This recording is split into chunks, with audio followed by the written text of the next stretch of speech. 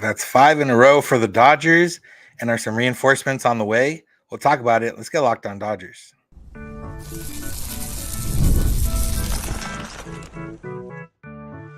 You are Locked On Dodgers, your daily Los Angeles Dodgers podcast. Part of the Locked On Podcast Network, your team every day.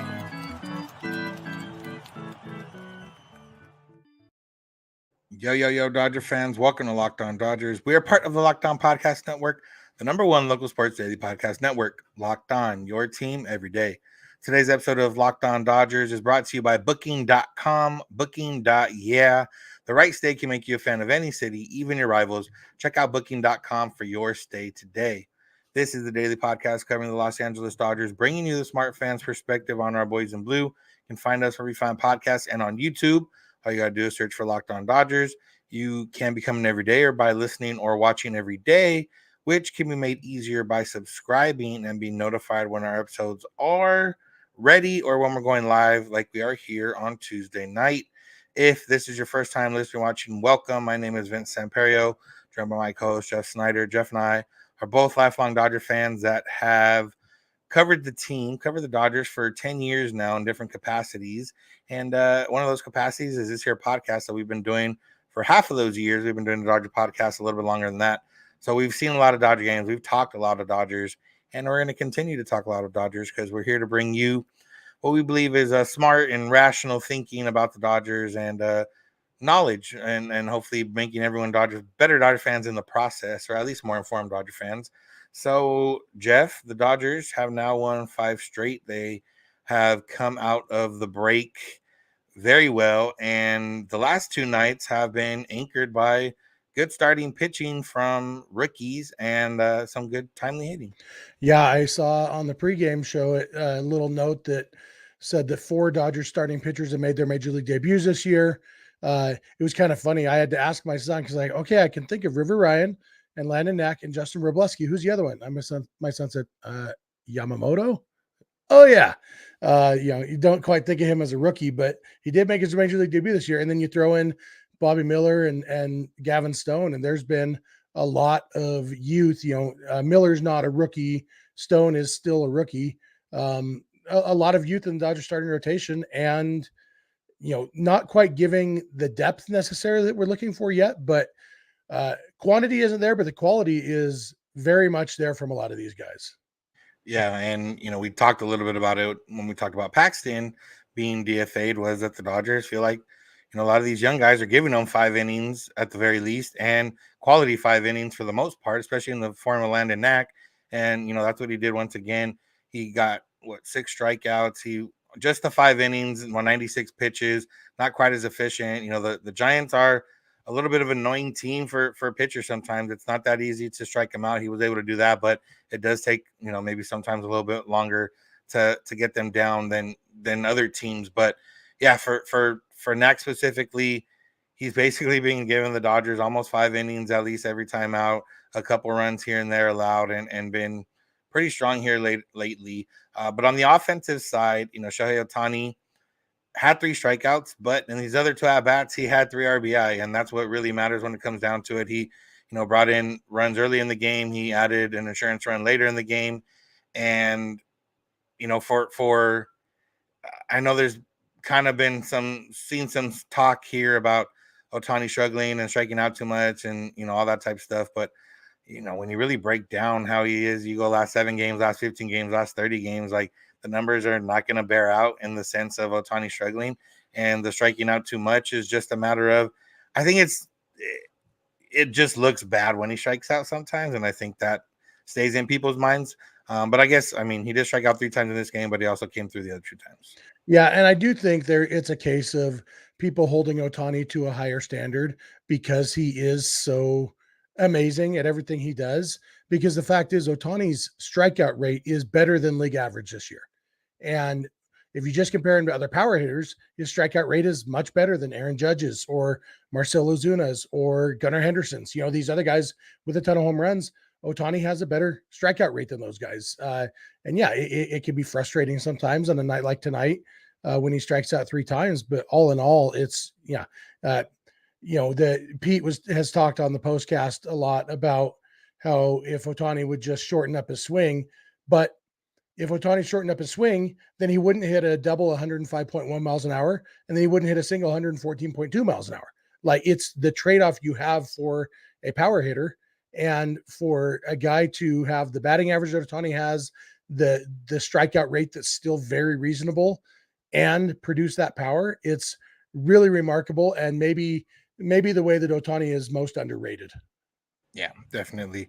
The other guy that put up a couple runs for the Dodgers offense is Gavin Lux, who has continued to show that maybe he's figuring it out. Maybe he's playing, up to the potential that some of us had in mind for him. And for Lux, I mean, he player of the week winning that was basically the best 3 games after the break.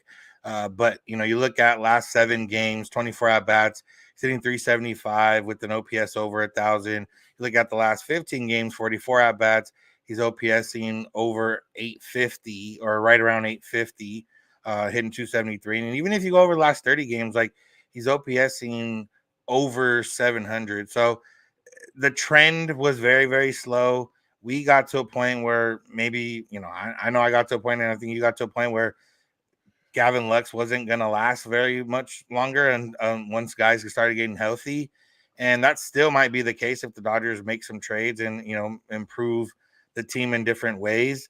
But he's starting to show that maybe he is finally starting to get it back. There was one stat from Mike Petriello that kind of makes you feel a little bit better about some of this. And it was like the swing, how fast he swings and how often he's doing it. And it's definitely up in the month of July. So maybe that's contributing to that. Yeah, absolutely. And I've always been on board that I still have always believed Gavin Lux will be a very good major league hitter. But I just said a couple weeks ago, I don't any longer believe that it's going to happen this year. And maybe that's all he needed was for me, the driver of the Lux train, to give up on him. But yeah, I mean, this is the kind of hitter he was in 2022 when he was, until he had his neck injury late in the season, he was a very, very good hitter in 2022. And I mean, his OPS was basically the same as Trey Turner's. And that's a big deal. That's the kind of talent we're dealing with. Throw in the fact he's playing great defense, and throw in the fact that I don't know that there's any middle infielders available on the trade market. I mean, there's a very good chance that the Dodgers middle infield is going to be Mookie Betts and Gavin Lux going into October. And if Lux can keep hitting like this, that's a good thing. The question, or one of the questions, will be, can he hit lefties? Because we saw him against Blake Snell yesterday. He looked lousy. The reason that Kike got the heroics in that game against the Red Sox was because they pinch hit for Lux against a left-handed reliever, which was the right call. Lux's OPS against lefties this year is 327. But in that 2022 season, in a much bigger sample size, he had a 684 OPS against lefties, which was a 94 OPS plus. If he could play great defense and do something like that against lefties and hit righties really well, that would be great. But my concern, I guess, at this point about going into October with Lux as a second baseman is if you go up against a team with a couple good lefty starters, then you've got, Miguel Rojas playing second base, I guess, and maybe Rojas just playing against lefties and not being overexposed and not being worn down. Maybe he gets back to hitting well like he was early in the season. But that's kind of where I still have the nagging concern, I guess, and just the fact that even all those numbers you talked about, still pretty small sample sizes, but the underlying stuff does suggest that he is doing things better that are leading to the better results. Yeah, at this point, you just hope that he continues hitting, even if it's just against right-handers. And, you let Miguel Rojas get that playing time against lefties, and, maybe he sticks around with his OPS above, 750 on that end when he's not playing every day and not playing shortstop. So, obviously, all we can do is just kind of wait and see. There's less than a week now until the trade deadline. Like you mentioned, there's not a lot of options in middle infield. And, even a guy, like Isaac Paredes, who could play third base. And then maybe, if Muncy comes back, maybe, I don't know if they would put him at, it would be a lot of moving parts, but that's counting on a lot of things. And right now, all we can count on is Gavin Lux, hopefully, showing that this is what he's going to be, at least for the rest of the season. Yeah. All right. That Randy Arozarena has been mentioned by us a few times, but now we got a little bit more of a rumor about him and the Dodgers' interest. So we'll get into that. So make sure to keep it locked on Dodgers.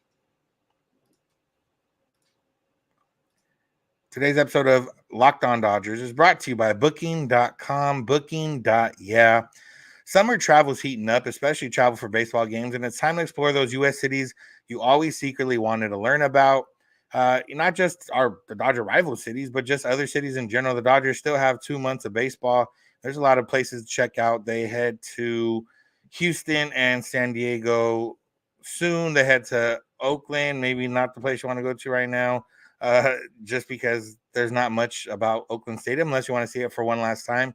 Then they head to Milwaukee and St. Louis, 2 good baseball cities, and then Arizona in the month of August. So there's a lot of trips that you can plan out in August, and Booking.com can help you because they can find hotels, bed and breakfast, vacation rentals, resorts, and so much more. With Booking.com, you might just find your perfect stay, even if it's not in your favorite team city. From hotels that look over stadiums to family-friendly resorts, Booking.com has so many choices across the U.S. for your summer travel this MLB season. The right stay can make you a fan of any city, even if it's not the Dodgers. Book today on Booking.com, on the site, or in the Booking.com app. Today's episode is also brought to you by Prize Picks. Prize Picks is America's #1 daily fantasy sports app with over 5 million active members. You can get in on the daily action with your friends and become part of the Prize Picks community today. It's available in more than 30 states across the country, including California, Texas, and Georgia. And right now, you can win up to 100 times your money on Prize Picks with as little as 4 correct picks. You can turn $10 into $1,000. With Prize Picks, you can watch Team USA rack up the gold this summer, and you can rack up a little bit on the side for yourself. You can make a Prize Picks lineup of players across basketball, soccer, tennis, golf, and more in as little as 60 seconds, and also baseball, which is not part of the games that are being played this summer in Paris, but they are being played here in the U.S. and Toronto. So just go check out Prize Picks, pick more or less on 2 to 6 player stats projections, and you're locked in. Download the Prize Picks app today and use code LOCKEDONMLB for a first deposit match up to $100. That's code LOCKEDONMLB with the Prize Picks app for a first deposit match up to $100. Prize Picks, pick more, pick less. It's that easy. I want to thank you for making Locked On Dodgers your first listen of the day. And make sure to find us wherever you get podcasts. And on YouTube, all you got to do is search for Locked On Dodgers. You can become an everydayer by listening or watching every day, which can be made easier by subscribing. If you are an everydayer, that means you listen or watch every day. But if you're not a subscriber, you can combine those two together and be some of our favorite listeners or watchers. So make sure to do that. And remember, if you're on YouTube already, you can check out Locked On Sports Today or Locked On Sports Los Angeles, 2 24/7 streaming channels from the Locked On Podcast Network, bringing you the biggest news and stories from the sports world and the LA sports world. You can find the Locked On Dodgers postcast with host Pete Fox on the Locked On Sports Los Angeles YouTube feed after most Dodger games going live and in our audio feed. All right, Jeff, we got a report or a rumor from Mark Feinsand of MLB.com that the Dodgers are in on Randy Arozarena. He also kind of reiterated / confirmed the Dodgers' interest in, big name players, Luis Robert, Garrett Crochet, Tarek Skubal. But Arozarena is one that we've talked about, but now that it's more of an official rumor, it's definitely a little bit more intriguing. Yeah, for sure. And, before we even started talking here, our buddy Tyler here throwing a comment in about Arozarena's stats and, pointing out that he wouldn't be a rental because he does have a couple of years left, even though he only has a 103 OPS plus this season. But the most interesting thing about Arozarena is since the start of June, he's got a 906 OPS. His strikeout rate is under 20%. And we're talking 166 plate appearances. This isn't a tiny sample size. And he has been really, really good, which is what we know he can be. We've talked a lot about Arozarena in the past. I really think he would be a star in Los Angeles. I think his personality would be perfect for the city of Los Angeles. I think he would rise to the occasion. I don't remember, was it you or somebody else talking about Randy Wood out in left field? Like they had with Probably Manny. Clint. Yeah, sounds like a Clint thing. Clint, or maybe even Doug, one of those guys. Yeah, I mean, you just picture people getting seats in left field just because Randy Arozarena is out there. And right now, the Dodgers don't have a good left fielder. Teoscar Hernandez, when he plays left field, is bad defensively. I don't know why it is, but he takes bad routes, and it's a struggle. And having Arozarena out there, I mean, he's not going to be a Gold Glove winner, but he's at least a true left fielder. And lets Teoscar play right field, where he is very good defensively. And in my dream world, they get Arozarena and Luis Robert, because trade Andy Pages, I'm fine with that, and an outfield of Arozarena in left, Robert in center, and Teoscar in right would be amazing. But I keep going back and forth when I think about who would I rather have, Luis Robert Jr. or Randy Arozarena. I think Arozarena is more likely on the whole to be more valuable, because I think he's more likely to stay healthy. But I like that Robert plays center field, because the Dodgers also don't have a center fielder right now.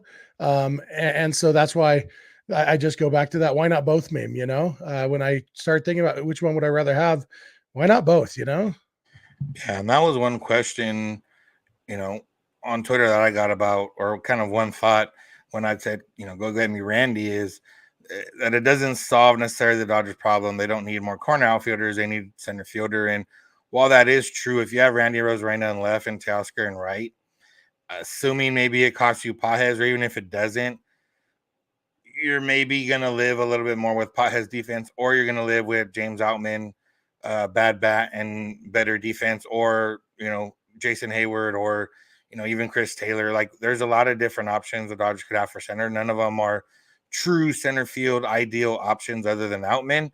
But I do think if you get a bat like that in the lineup, you figure out, not that center field is not important, but, the Dodgers have played playoff games with Kike in center, with Chris Taylor in center, with, I don't know if or Outman played center last year, not Hayward, but Hayward's played center before. Like, I think there's enough playoff games with Trace Thompson in center, man.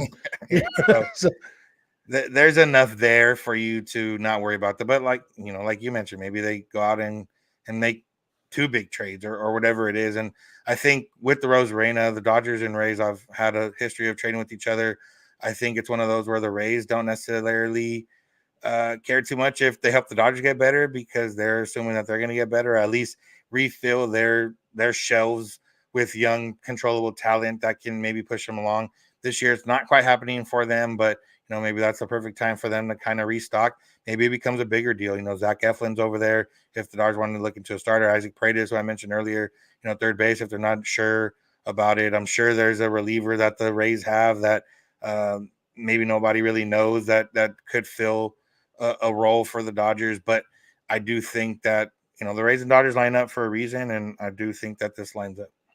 Yeah, and I love the idea of Arozarena and Isaac Paredes being included together, because Paredes does fill a hole at third base. And then if Muncy does come back, then Paredes is an extra bat and a guy who can be that guy who plays second base against left-handed pitching in the postseason, or third base if you're not trusting Muncy. But yeah, Paredes has a good enough bat that he's a guy that you're going to find a way to get in your lineup too. And when we talk about, like, obviously in our perfect world, there would be no offensive holes in this lineup by the time they get to October. And I don't know if that's realistic. I don't think it's crazy unrealistic, especially if Gavin Lux is for real, because then it's like, you add, if they had the current version of Chris Taylor as their center fielder, and everybody else was, you got Arozarena and Teoscar, the other two outfielders, and Isaac Paredes and Mookie Betts and Gavin Lux and Freddie Freeman and Will Smith. I mean, that's really Chris Taylor then is your black hole in the lineup, and the current version of Chris Taylor isn't a black hole. But it's kind of hard to see them counting on Chris Taylor, being for real, even though it does seem like there's legitimate changes he's made. I don't think he'll ever be back to 2017 version of Chris Taylor, but it's going to be really, really interesting. But that's one of the things that appeals to me about Arozarena is the idea of including somebody like Paredes in the trade too. Yeah. So again, there's going to be a lot of rumors. The Dodgers are going to be involved in a lot of them, whether it's for reals or whether it's for leverage or whatever the case is. But we just have to wait. There's a week, less than a week till the deadline, and we'll be on pins and needles up until then. And the Dodgers keep winning. Not that it solves anything in terms of future problems, but it definitely shows that the Dodgers can still get it done, like they've kind of been showing for the most part this season. So, yep. All right. There is some thoughts that we have about the bullpen / arms that come in when you need multiple innings. And maybe some things that change here in the next week or so. So let's get into it. Make sure to keep it locked on Dodgers. Today's episode is brought to you by Game Time. What better thing to do during summer than to go watch an MLB game, specifically a Dodger game, realistically? And there's no reason to not get tickets, even if they're not always available from the team, because you can go through Game Time. You know, I've talked a lot about before in the past about randomly buying tickets the night before for the Dodger game, and then it ended up being Kershaw's no-hitter. There's a lot of different things like that. There's a lot of giveaways coming up for the Dodgers. There's a lot of reasons to use Game Time in order to go check out the Dodgers. So make sure to check out the Game Time app, download it, and see what games you want to go to and see what the deals look like now. And remember that with the Game Time app, tickets get cheaper as the game gets closer. So, you know, maybe you want to wait till the last minute. Maybe you want to go see Kershaw on Thursday. You can wait until, 8, 10 a.m., depending how close you are to the stadium on Thursday morning, and decide, all right, I'm going to go see Kershaw now. So make sure to check out the Game Time app. You can get views from seats. They got flash deals, they got zone deals, and they got the lowest price guarantee, which means if you find tickets in the same section and row for cheaper, Game Time will credit you 110% of the difference. So go take the guesswork out of buying MLB tickets with Game Time. Download the Game Time app, create an account, and use code LOCKEDONMLB for $20 off your first purchase. Terms apply. Again, create an account and redeem code LOCKEDONMLB for $20 off. Download Game Time today. Last minute tickets, lowest price guaranteed. All right, remember, if you are not an everydayer, you can become one by listening and watching every day. If you feel like that's a little bit too much of a commitment for you, you can just add one extra episode a week, and that'll help us out and help yourself out, because you get to listen to us for another day every week. So make sure to do that. And then remember, you can be on the podcast. I'm a Locked On Dodgers Insider. Join subtext.com/LockedOnDodgers. You can get text directly from us with any news, rumors, thoughts, updates that happen to the Dodgers in case you're not online all the time. It seems like Jeff and I are online a lot of the time, so we can help you out there. And you can also text us back if you have any questions, comments, or when we ask for mailbag episode questions, you can get your questions in before anybody else. So go to joinsubtext.com/LockedOnDodgers. All right, Jeff. We talked a little bit about it toward the end of last night's episode, but real quick, and Ryan Yarbrough specifically, I said, does he survive the week? There was a lot of pushback on Twitter from fans, basically, some saying I hate Yarbrough, some saying that he's not that bad or that he eats innings and blah, blah, blah. And while I know he serves a role on this team, the role was a lot better served when he wasn't allowing runs and home runs every time he pitched. And for the month of July, that has been the case, or that's been the opposite of the case, because he has allowed a lot of runs and home runs and walks and everything else a lot of the time. So with that being said, we saw Honeywell pitch a couple innings. He's gone multiple innings almost every time. I think every time he's pitched so far for the Dodgers. He has a fun pitch. He has a screwball. I know it hasn't worked out for him in other places, but maybe the Dodgers are finding something. Maybe they, can unlock something there, and maybe Brent Honeywell can be a guy that gets multiple outs for the Dodgers, and Ryan Yarbrough maybe won't be there anymore. Yeah, and one of the main reasons that Honeywell hasn't worked out in other places, it has been his health. Not entirely. He's pitched poorly, especially in 2023. He was bad for the Padres and White Sox last year. But other than that, he has missed a lot of time with injuries. And this is the guy who was a consensus top 15 prospect across the board in all of Major League Baseball before the 2018 season. Now, obviously, that's a long time ago. That's 6 years ago. That's when he was 23. Now he's 29. But and the stuff is good. And definitely there is enough stuff there that at least coming in, you feel like he's competing with major league hitters. With Yarbrough, it's every time he comes in, it's like, okay, well, I hope he can pull off a magic trick again. And he has a lot. Ryan Yarbrough's ERA this year is only 3.74. His FIP is 5.32 because he doesn't strike anybody out.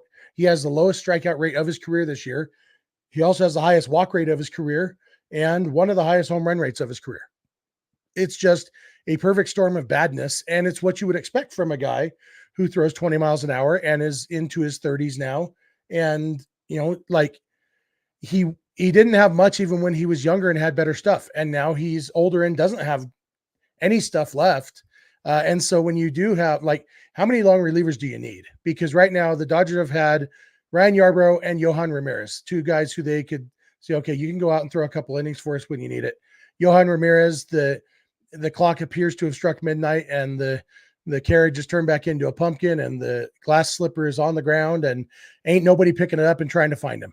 And so, I mean, with all of these starting pitchers coming back, the young starting pitchers, it makes a lot more sense to me to say, instead of Yarbrough and Yohan, let's go with Honeywell and one of these rookies, whether it's, River Ryan or Justin Robleski.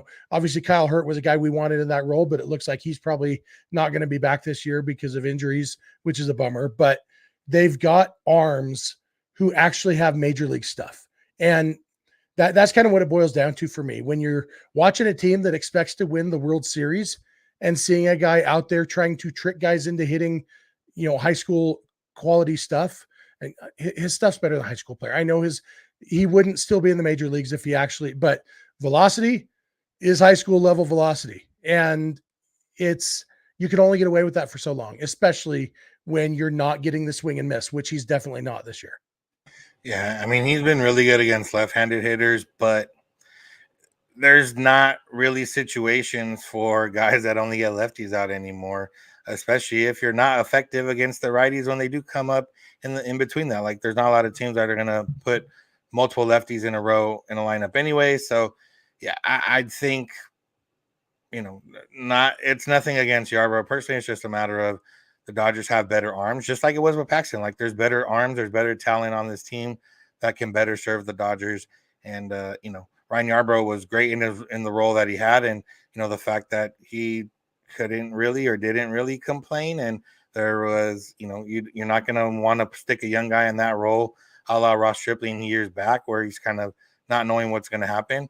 But now with with guys coming back, with potential arms coming in via trade, I think you can maybe push some of those young guys for the second half of the season into some of this stuff. So, yeah, absolutely. And when you've got so many good young arms, you're going to want to try to get something from them. And, we had thought maybe Dustin May could fill that role. We had thought maybe, a whole lot of people we thought might fill that role, but there's still plenty of guys who could fill that role probably better than he has, especially if Honeywell can keep pitching.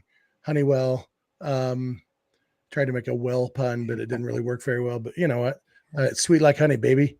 BC called him the turtleneck. That fashion sense is pretty sweet. And yeah, you know what? He comes in looking like a major league pitcher, and so that's a step forward for me. Yeah.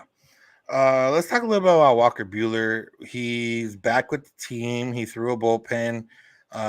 Dave Roberts wasn't quite sure exactly what the next step was. You got to imagine that maybe a sim game or head right into rehab games might be the move there. But just the entire situation with Buehler has been one that I don't know how often we've seen it. Or maybe I don't think we've seen it really with the Dodgers or even with other teams. Is Buehler completely stepped away from the team.